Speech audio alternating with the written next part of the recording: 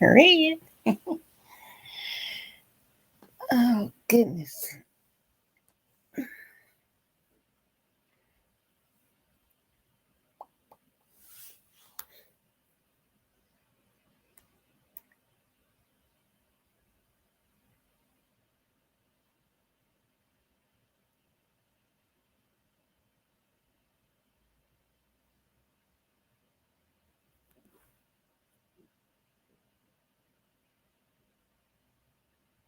Mm.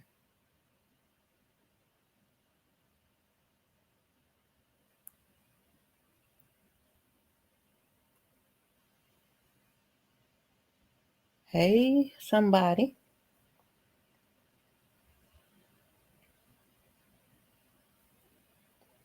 Hey, just saying. How are you? I'm supposed to be asleep. I was literally asleep and woke up like I'm about to go laugh for a few minutes. For the simple fact, I know I'll probably forget what I was thinking about. Hell, I might then already forgot what I was thinking about.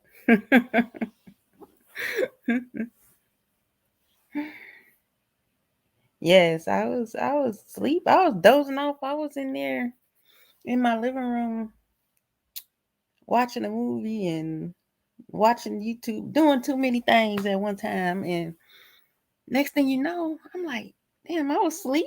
So I was like, you know what? I'm gonna take advantage of this and I'm gonna get into bed. Then when I came in my room, I looked around at the disaster. Listen, I done pulled this big box out my closet. It's packed, but then it's like I got some stuff I gotta throw away that I took out of there. Then I got my laundry. Then I got the clean laundry on my bed. I'm like, I have done nothing to be moving in 4 weeks. I literally have done well, I ain't gonna say I've done nothing because I did carry 2 boxes to my destination the other week when I went to lay out some groundwork. But I gotta get this whole house packed up before October the 29th. Somewhere around there. That's my move out date. So whatever happens, it need to happen by then. I done price my U-Haul to see how much it's gonna cost me for a one way and all that good stuff. So yay. Oh, I did price my storage facility too. So I guess I'm doing. Let me stop being hard on myself because I am doing something. It's just right now it's gonna look crazy because I'm actually still living here, but at the same time in the process of getting ready to move. So I guess that's the price. But I got to finish this room tomorrow because I can't think. Ooh, I got clothes everywhere. But anyway, I was thinking because I just posted this on my community wall, and I was just talking about every day has something different or new that we will experience, and with those experiences comes um a slew of emotions. In one day we can actually feel so many things, and all those things can either make us or break us. And I'm like, man, today my day was kind of up and down because I think like I'm going through the process of, like I said, moving, but the anxiety of departing here is an aspect for me pretty much every day, and probably will be until I don't know when, but definitely until I leave. It's just like this is like it's like leaving a baby or something with a daddy. I don't know. Guess that's the best way I can describe it. But then I have work. I got to make money. Then I have my own complex thinking anyway. Then I've been kind of doing all my doctor visits. I know every time I come on here, I'll be like, I got a doctor's appointment. Ain't nothing wrong with me, people. I decided to do every checkup that I need to do prior to leaving so that when I am stable, I can take my time selecting my new physicians in my new city. So yeah, I I've been to mostly every doctor. Luckily, I just had the heart check, so that's good, and my regular checks. I done had my chick checks now, but it was crazy because um transparency. I went for my mammogram Monday. I went in there confident, like, what's up? All right, let's get this done. And it's always so funny because, if you ever had one, I don't know your age or if you have to get them yet, but when they put the machine on, whatever, and they're like, well, I don't know how every technician does it, but this particular lady, when she puts it on, she goes to the machine and she'll be like, stop breathing, breathe. But it was crazy because I knew she was gonna say stop breathing, but the first time I stopped breathing, like prior to her saying it, I was holding my breath so long it wasn't even funny. I had to laugh, but when I got home, I get a phone call. And I'm thinking they forgot that or they didn't realize that I came today, so they was checking. I don't know. I just thought that they thought I didn't come to my appointment or that it was the wrong day. But what it was is they wanted me to come back. I hadn't looked at the chart where they send your hey Diane, I'm married to the paper. I hadn't I hadn't checked into my chart thing where they put your medical records and all that stuff or whatever. And so I had to go back because they wanted to do an ultrasound on the right side because they saw something. And honestly, y'all, I was so chill. Being the person that I am, having to go back and get further tests or something, normally I would have been like, oh my God, this is going to happen. And I'm going to have to, my mind didn't never even go to that. Honestly, I was like, bitch, you just fat. It's probably fat. That was my exact thoughts. I told my friend, and she like, oh, every time I go, I have to go back. It's just tissue. And I'm like, I know, I'm just fat. So I get down there, and the parking is full. Okay, I'm riding around the block. I don't know nothing about downtown Charleston like that. I just go to the doctor down there, or I'm going somewhere in particular anytime. So I don't know a lot about the parking and all that stuff. So I'm circling the block, and I'm like, I'm gonna be late for my appointment. And I finally get a spot like right in front of the door. Somebody left the meter. Cool. Hop in, go. I got more frustrated that I couldn't find a parking spot than I did just thinking that I had to go back in here for further testing. I didn't never think about what if it's something there that's, uh-oh. So anyway, went on in there. They did a test. She was like, they just said it was at 2:00. I said, I'm looking at her like, I don't know where 2:00 or 3:00 is on my boob, lady. But, nevertheless, it was a cyst and it was benign. And she said, see you next year. So that prompted me to think about all the things that you can feel in a day. I could have been scared in that moment. I could have been nervous. Thank God I wasn't. But here lately, I'm up, down, all around. And I'm like, man, I can either take all these emotions and let them beat me down, get the best of me, or I can ride it, baby. I mean, hell, roller coasters give you a thrill when you're riding them at the amusement park. So many motions and those dips and those turns and the steep drops, and just think how you feel like, yeah, hands lifted, just enjoying the ride. Now, some people don't like roller coasters. I used to like them, but I ain't rode one in a long time. Hey, double speak. Yeah, I'm riding, baby. But the thing is, what I'm saying is, in each day, there's something different that happens all day, every day. It's not one day is not ever the same, and not one instance happens in one day. In a day, you can have so many different things that happen. And a lot of times I think we get caught up in our emotions, and next thing you know, oh, this day is from hell. I'll be glad when it's over with. And I'm like, I try not to think like that, because it's like you say things like that would be a what that mouth do moment. I'll be glad when this day over with. Well, what if that means over? Hell no. I no. So I'm learning that through my process of, moving and still trying to maintain my income and do all my stuff that I got to do to keep it moving. I'm going to make the best out of every emotion. I'm going to try to dig into whatever I'm feeling and pull something out of it that I can use in my life, instead of woe is me or drowning in it or laying down and just being defeated. You know, it's this song that I like to listen to. That man always pop in my head when I be on here.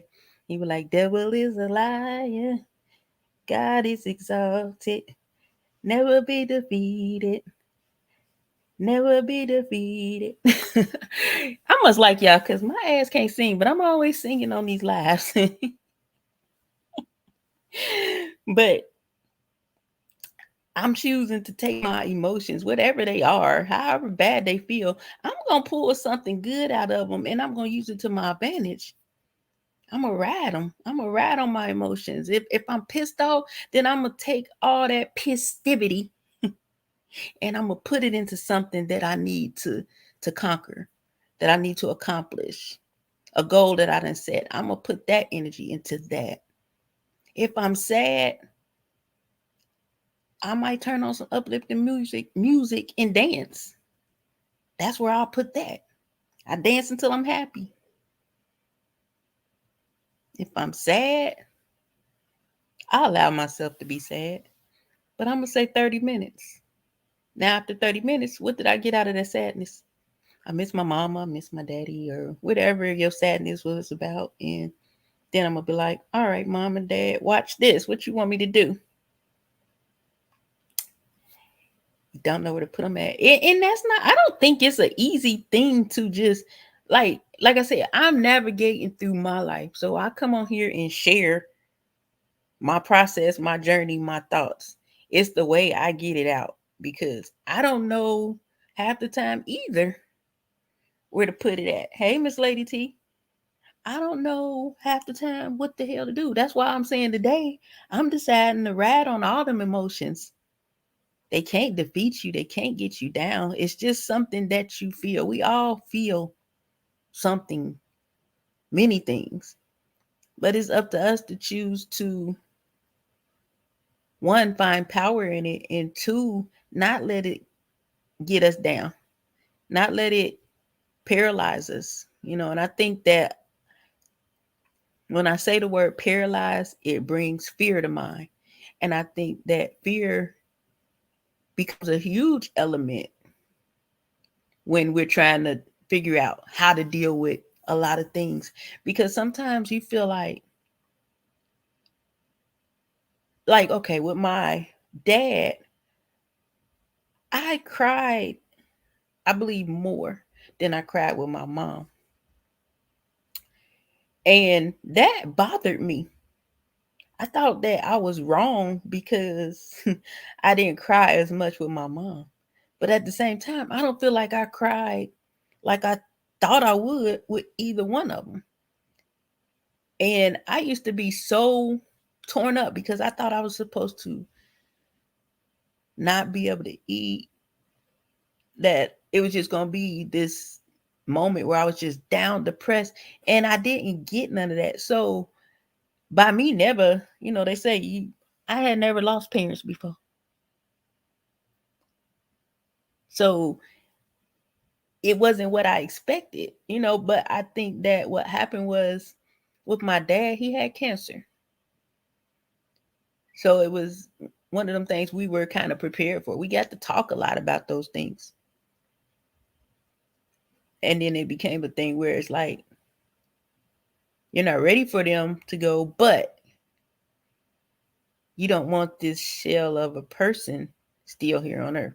So I think that I dealt with all my emotions on the front end of him passing and didn't realize it. So when he passed, it wasn't what I thought, I miss my dad, but I'm more happy that he's not suffering anymore. My mom had dementia. My mom was very young with dementia. She passed away at 68. She got dementia in her 50s. And once she went like into the nursing home, me living in South Carolina and then them being in Ohio, that was a thing for me for a while. But when COVID hit, nobody could see my mom. How they shut down all the facilities or whatever. They had to do like window visits and things like that. And she had developed bed sores. And nobody knew because we couldn't get in to actually be able to examine her and see those things. But we had to move her. And when we did, basically what happened was she was never going to heal. And she couldn't express pain. Imagine somebody being in pain, but they can't tell you I'm hurting. And I think at that point I made up, I'm not ready for my mom to go, God. But if she's ready, then your will be done. So I think it's the way I handled things on the front end that dictated the way I was on the other side. So me not realizing that when the other side came, it was kind of like, wait, am I supposed to be crying? Am I not supposed to be able to eat? I felt bad eating. I don't know what kind of emotions those was, but yeah, I felt bad eating. But then I chose, what I did was, well, like I said, I realized that I dealt with those things before they had actually passed. I rather my parents to be gone and with God than to be here and suffering.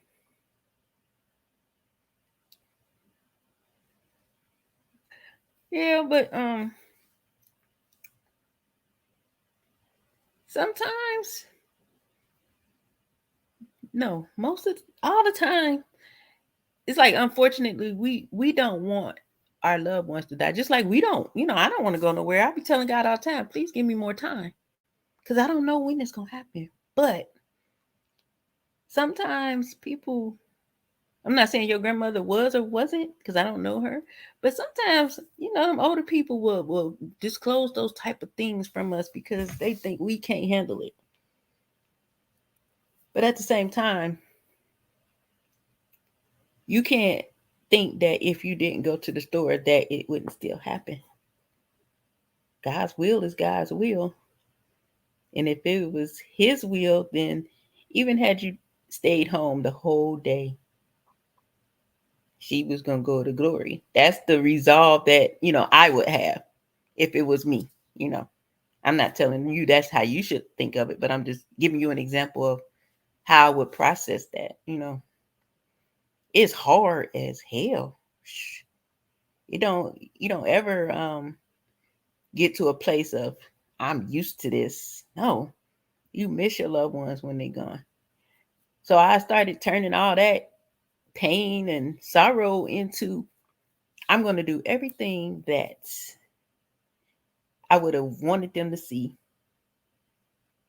And anything that they might have known I was going to do, I'm going to do it. I just try to live my life in a way that I could hear them say, "Oh my God, I'm so proud of you, Meek. You did that." And that's kind of how I navigate that pain. In those times I can be in the middle of Walmart and see a jar of chow chow and start crying because my dad used to eat that on his chili and his chili dogs and stuff. So it's like you have those days and you allow it. You know what I mean? You allow it. You allow yourself to feel, but then you pull something out of it that can pull you up and help you to, keep going. Like we can't lie in our emotions, especially those that are sad that could lead into like depression or something. It's like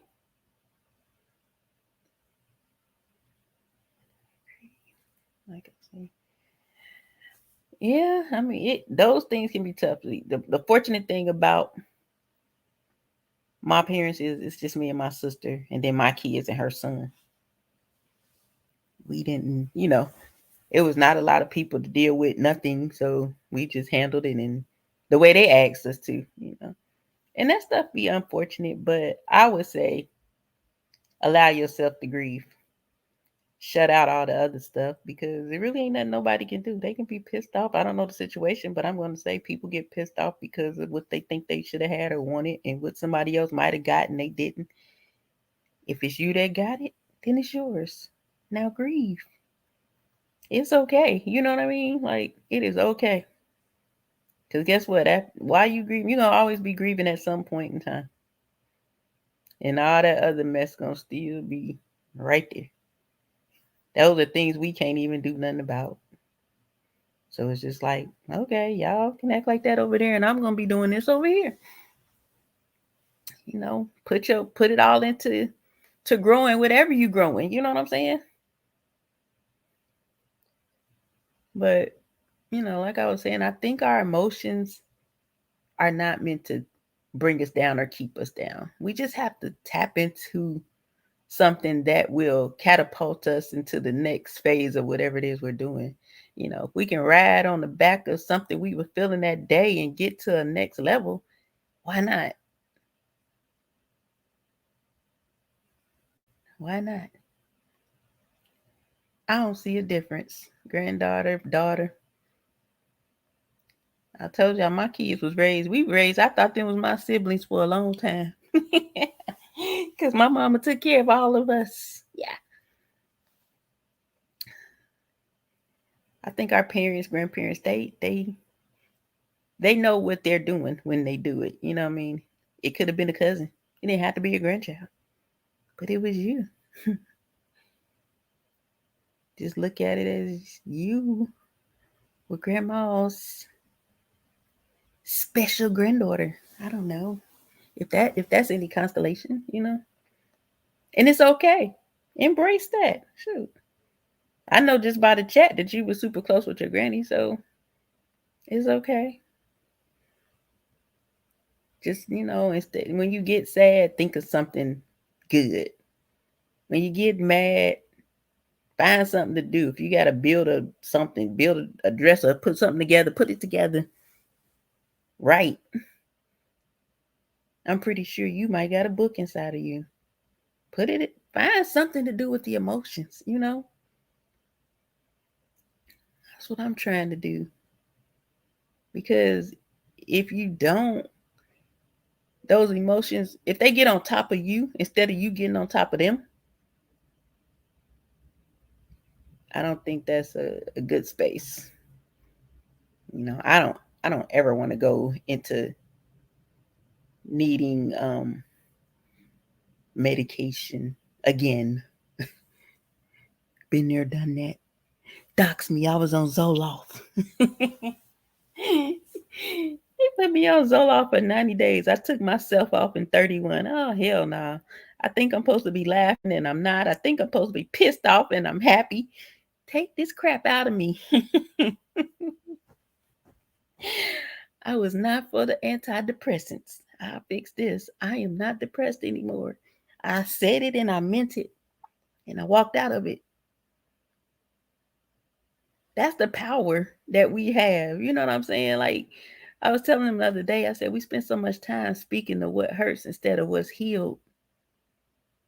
Stop speaking to your broken heart. Speak to your healed heart. Stop speaking to haven't grieved to I've grieved or I'm grieving. God knows. I don't know nothing. I just say what comes to mind. See? That's what happens when you push play and talk. I hope that one person, that's what I always do. I hope one person gains something out of anything I say because I don't know everything, but I know a whole lot of something. And what I don't know, if I tell you and I don't know it, then we gonna say it was God. Mm-hmm.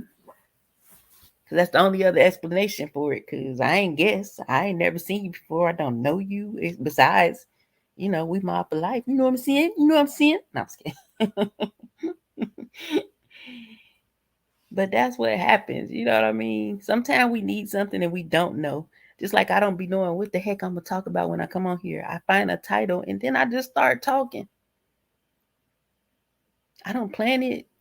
I just talk when I think about my day and then I'll be like, I felt like this. And then I'll come up with a topic and I start talking because I know that something I say is going to resonate with somebody. I'm always sure of that. I'm always sure of that. And sometimes that's how life is set up because sometimes it's not always easy to talk to the people that do know you.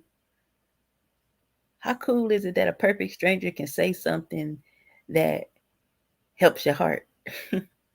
How cool is it to be a perfect stranger and be able to say something that helps somebody's heart? That's what I'm talking about. I want us to experience life the way God wants us to experience life. We're not supposed to be sad. We're supposed to be more understanding of the process. I hear this guy I listen to, his name is Stephen Chestnut, and one of his quotes is, um,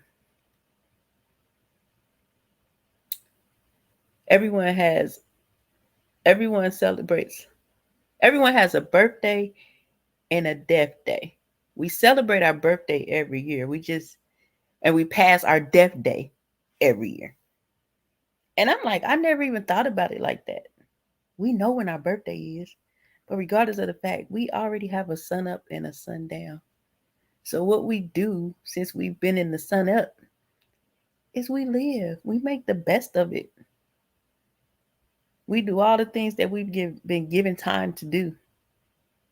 And then hope that when it comes to that day, we've done what he is pleased with us for doing. You know? Shoot, I hope going live put some check marks in there for me because I ain't the best person all the time.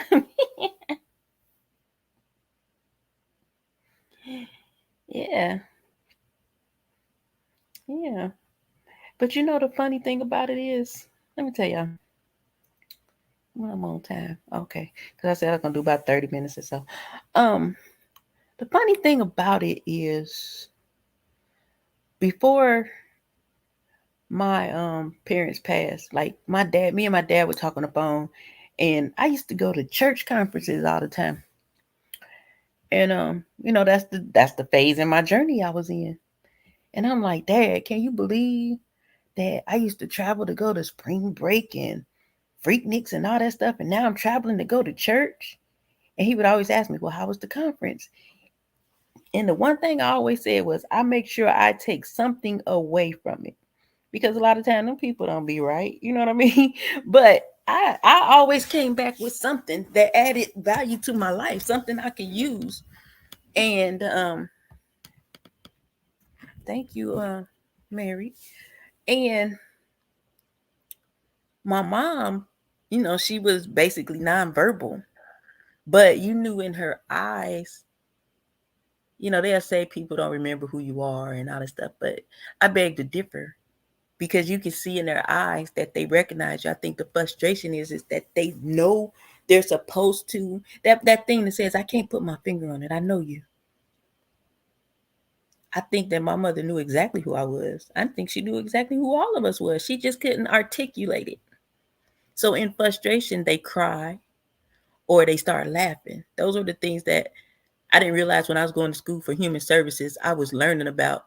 I would be doing homework and be on a section of dementia and Alzheimer's, and be sitting at the computer just boo-hooing. But I'm glad that I learned the stuff that I learned because it also helped with my process. But with both of my parents, my dad, when he was like the week before he passed away, I was in Charlotte and I was trying to get home because they were going to take him to hospice. And we were on the phone And I asked him, I would always say, Dad, is there anything you want me to know? And he would tell me something. But this particular time, I said, anything you need me to know, Dad? He was like, no, just pray for my soul. Me 5 years ago would have said, okay. I don't know everybody's beliefs, but I'm openly a believer of Christ. So when he said that, me being in the place that I am now versus what I would have been maybe 5 to 10 years before, I would have been like, all right. And I probably would have never prayed because I didn't pray. But because I'm in a place that I do pray now, I heard him loud and clear. I said, all right, let's do that now. And we did the prayer of salvation. He confessed and gave his life to Christ when, the week before. And about a month later, after he had passed, and I was talking to my friend, I was like, yeah, my dad, he wanted me to pray for his soul. So, and then I just stopped and I'm like, what if he wasn't saved? And that was the difference between his ultimate resting place. What if I didn't do it?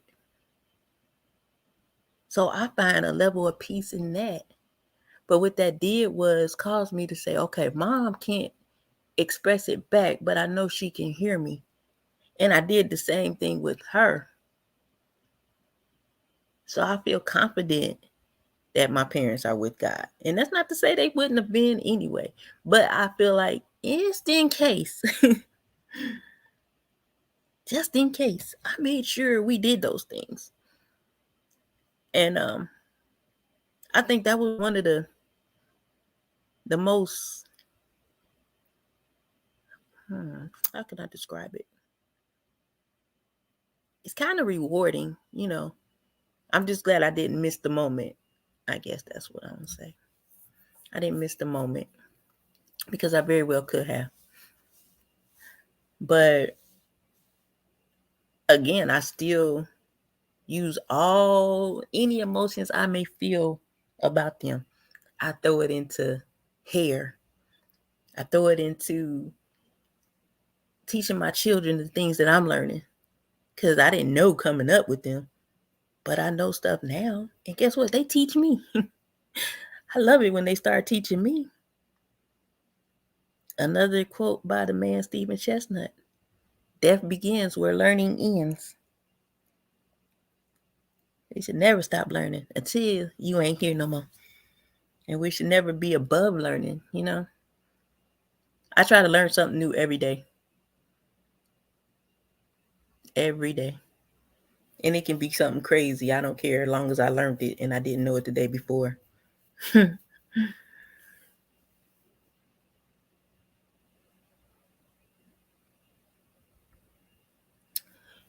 Wow.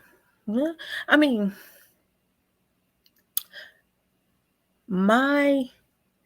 what I say about that is pray for God to show you where to go.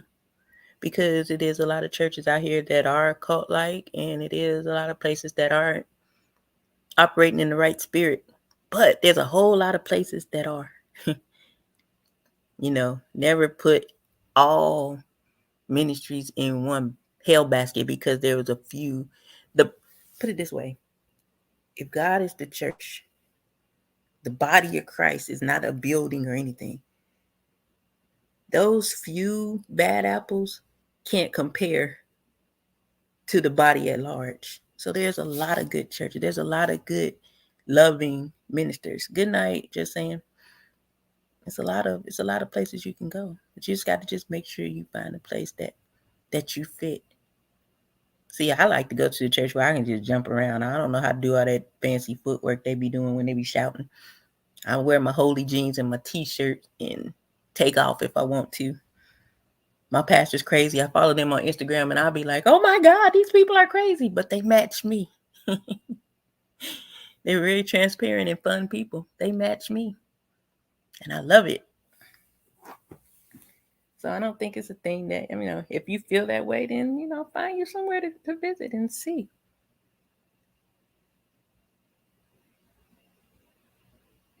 Mm-hmm. Well, I will pray for you. Yeah, apostolic. It's different. I think the apostolic movement is different than what, like when I was younger, apostolic mean you wore skirts down to your ankles and they was in there. I used to go to church with the little girls across the street and they would be in church all falling down and stuff. And I used to be looking like, what are these people doing? That's not my understanding of apostolic now, you know. I just look for the fivefold. I don't want to go somewhere where I don't see all of that in place. I really don't.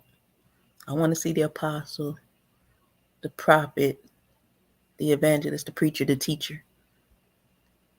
If I can't see all of that in an establishment, I probably won't be there. I probably won't be there.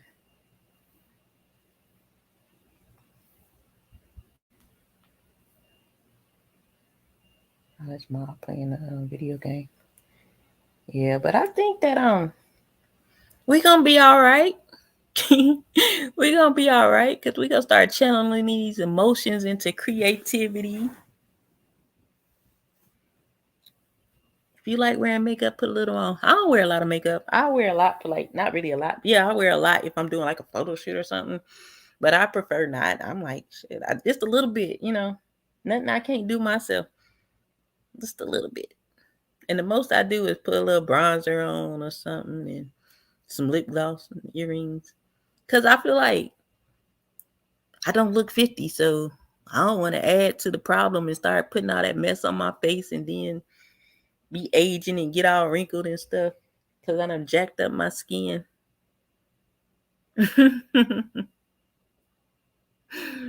I like my face, you know. My sister's a makeup artist. Hey, Big Bye, love you. And she loved to beat my face, and I'm like, I'll be so ready to take that mess off. But yeah, that's here nor there. But we just talking about our emotions and how we can instead of letting every emotion we may feel during the day, you know, our highs and our lows, to start getting on top of those things and riding them to the next level, to something else that's positive, you know, using them for fuel versus allowing them to hold us down. That's pretty much what I was coming into a conclusion about before I came live, and just thought I would come through and share with everybody. You know, because I went through a whole lot of different emotions today, but none of them made me feel down. So that's when I got that aha moment. Like, wait a minute, you mean to tell me I can actually use this as a surfboard, a roller coaster, and ride and woo? I need it right now. I really do. Especially with moving. I seen you said you had Big Vibe, you still here. I saw you say you had you know, had transitioned to your new place. I'm excited for you. Good morning, Peach Cobbler. So you make me want to go to Atlanta to the Peach Cobbler Cafe every time I see your name. Greedy Meek is speaking. Y'all, that's one thing I can say too, that I think my emotions is getting me, because I'm starting to eat more than I normally do. Because we're human beings. We're going to feel. No matter what we do, we're going to feel. We might feel pissed off. We might feel happy. We might feel sad. We might feel indifferent. We might feel strange. We might be weepy one day. We might be giggly the next. But all of that, I think it's just indication of you are alive. So if you're alive and able to feel these things, then you need to do something with that living. Gotta live.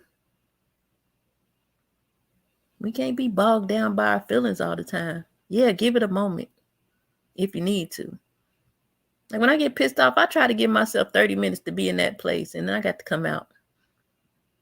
You ever been mad early in the morning and then mad late at night and you still don't even, man, And then you start feeling bad because you done been mad all day. That other person you was mad at, they doing their thing, chilling.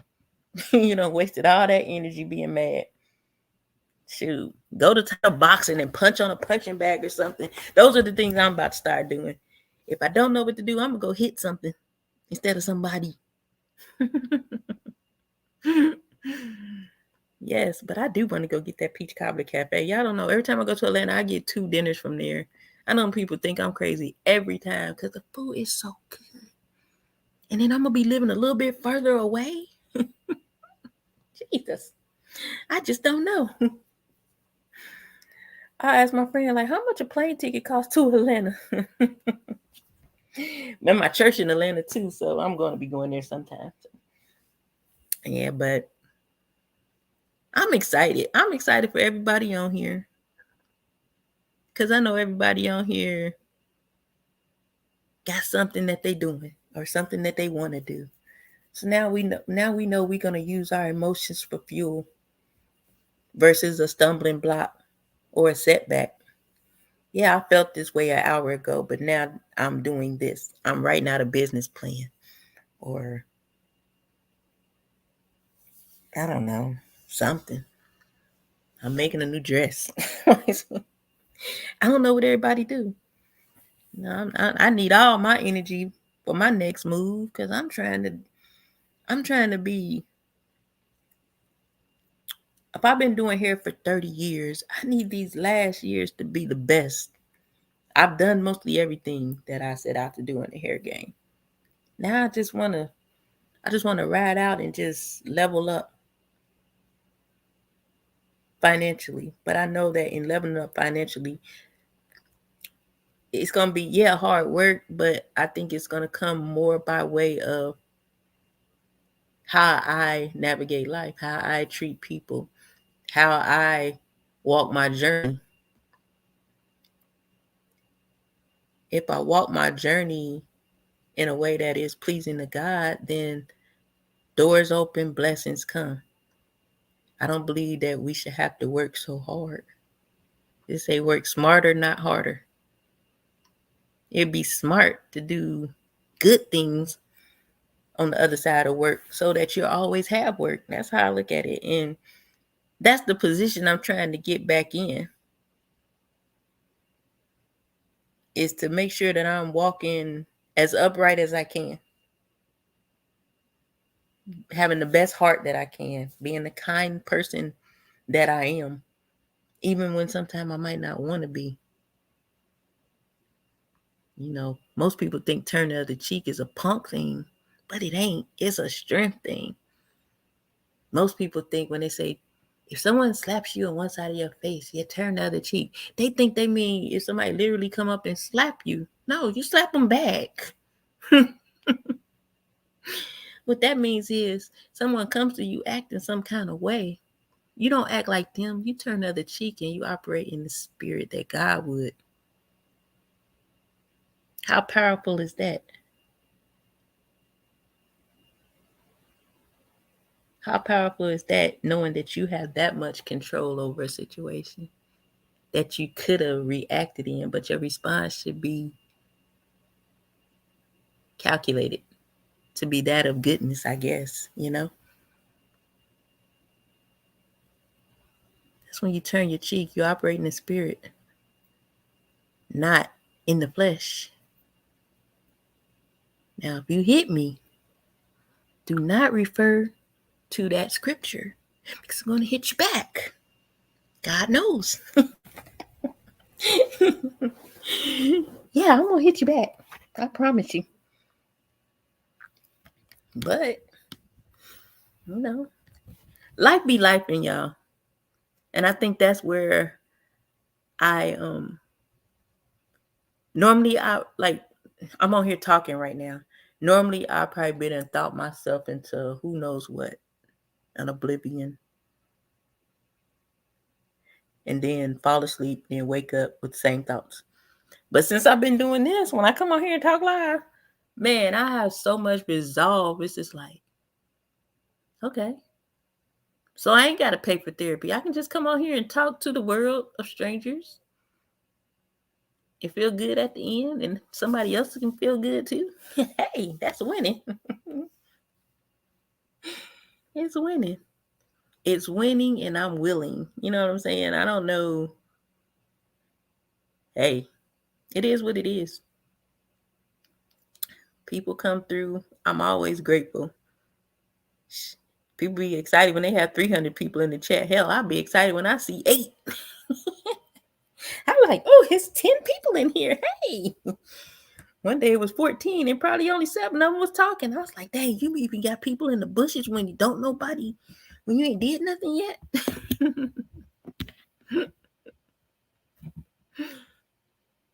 It's cool.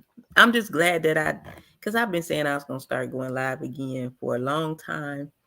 And what I would tell myself is, I don't want to just come on here and do hair. That's what I do. That's a given. That's going to be a part of my page. And I go to work, I come on here and do hair, and people in the chat entertain each other, and I check in from time to time. But I always say this is the workflow, or just flowing, where the chat is the host. Because they mostly just sit here and talk to each other, and then I'll see what they've been talking about, and I interject. Sometimes it might be a conversation strike up with the client that feed the room. Thank you, my love. And that's good, I like those moments. But then I like these moments too, where I just sit here and just talk my little heart out and clear my mind and make room for all those strategies and witty ideas that God be downloading in us when we are clear in mind.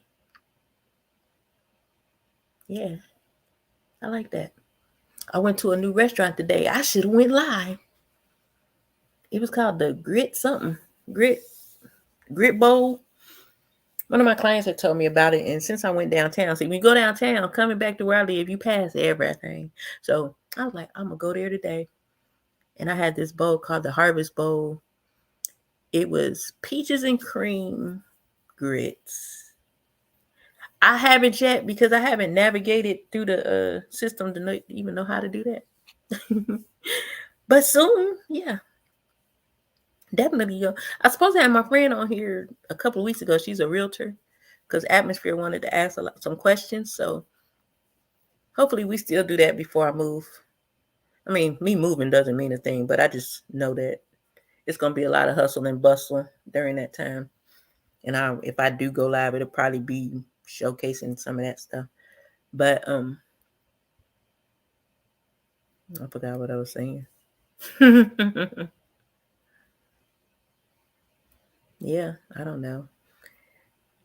When I draw a blank, that means I probably done let everything come out that needs to come out. I talk until I run out of words, pretty much. But yeah, I was saying that I went to that new restaurant. Thanks. And I could have did a food review. So next time I'll think about it. I wasn't even thinking about it earlier, but it would have been cool. Yeah, it had peaches and cream grits. I think they got like different style grits. They got like I forgot. I didn't look at the menu that good, but they had like red rice grits. I had never heard of that. But mine's had the peaches and cream grits, and then it had like fried hominy, and it had dried cherries. They look like raisins, but like dried cherries, fried chicken, or was it grilled chicken? It was some chicken in there, and I want to say some cheese. It tastes like Thanksgiving dinner in a way, a little bit. Not so, but Thanksgiving dinner. It was pretty good. I enjoyed it, so I will go back there again. And I had like 2 cocktails. One of them tastes like a orange creamsicle, and the other one was not good, but I drank it anyway. Honeysuckle something. I don't know. But yeah, y'all. I'm looking forward to whatever comes. And then me and my friend, we're starting a page, and we're gonna be like 2 crazy 50-year-olds out here having fun, being silly, crazy, and just doing life. We'll have serious conversations, things like that. but we'll also just go on adventures, you know what I mean? Just to capture something that's, I don't know, maybe silly. I told him, I said, we're going to be doing cook-offs and all types of stuff. Just having fun. Gotta live life.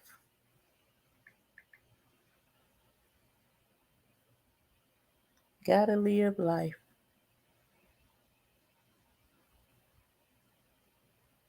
Oh, you growed up. No, I'm just kidding. That's cool. Yeah, I'll be 51 in December, so I guess that's exciting. That's that other page I can follow if y'all want to real quick. I just put it in the chat. But yeah, man. And that thing be popping up late after you put it in. So what's the recap?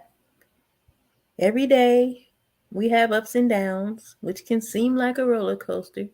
But instead of letting it make us stand on the sidelines and do nothing or sulk in our emotions or let the emotions get the best of us, we're going to ride it.